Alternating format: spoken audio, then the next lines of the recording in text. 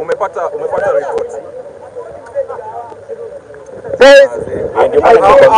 Wacha mzee akuje hapa.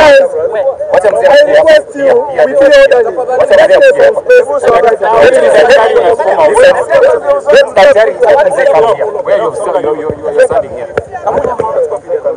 Guys,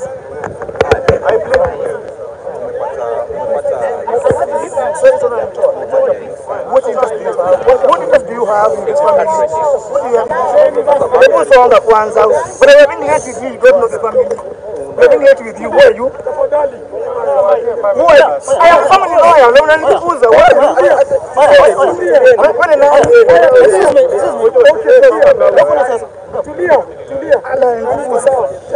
Umepata report ya family lawyer. What do you have to say? Nashukuru wale walikuwa kwa ajili ya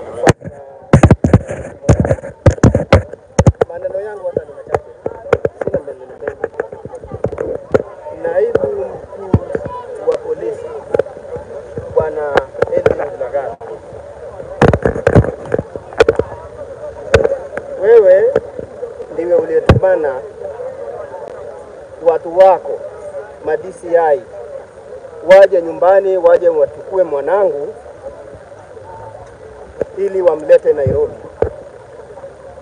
Kama mkuu wa polisi naibu, kwa heshima ambayo ninaheshimu nayo katiba ya nchi hii yetu ya Kenya, pamoja na heshima ninayopatia watumishi wa serikali ambao wanatumikia nchi hii yetu, nilipeana kijana wangu kwa heshima hiyo mkononi mwako, maana nilipata habari kupitia kwa watu uliowatuma waje wamchukue yeye. Baada ya kukabidhi huyu mtoto kwako, maana hawa ni watu uliowatuma tu, leo hii matokeo inatokea kwamba mtoto wangu amekufa kwa majeraha ya kupigwa. Nahitaji unieleze kwa nini ulimuua mtoto wangu. Kupitia kwa sheria ukaseme kwa nini ulimuua mtoto wangu. Alikukosea nini ambayo inagharimu kifo chake?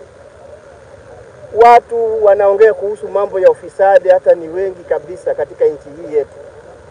Kwa nini mtoto wangu peke yake asulubiwe kwa ajili ya neno la ufisadi ambayo inahusu nchi nzima, abebe na ni mtoto wangu mmoja wa kipekee? Sasa nimebaki mkono mtupu, na atanielekeza katika maisha yaliyobakia. Mtoto wangu nimemsomesha kwa taabu katika kaunti ya Kilifi kwa kazi ya Kware, nikijinyima kwa ajili ya mtoto wangu kusoma. Alipohitimu nilikuwa nina matumaini, ndiposa nikatoka huko nikirudi Nyanza nikae nyumbani, kwa sababu mtoto amefika mahali kwa kunishika mkono.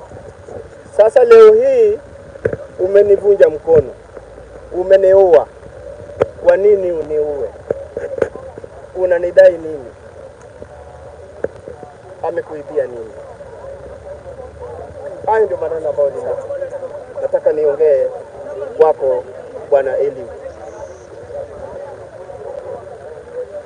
Baada ya ripoti hizo, na jana idara ya polisi ilitoa taarifa, lakini leo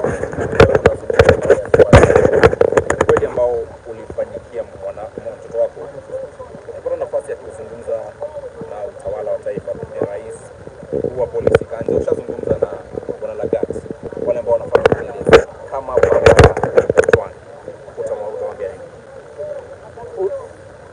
Mimi nataka niongee kuhusiana na mambo ripoti ambayo nilipata kwa police station ya kwamba ilikuwa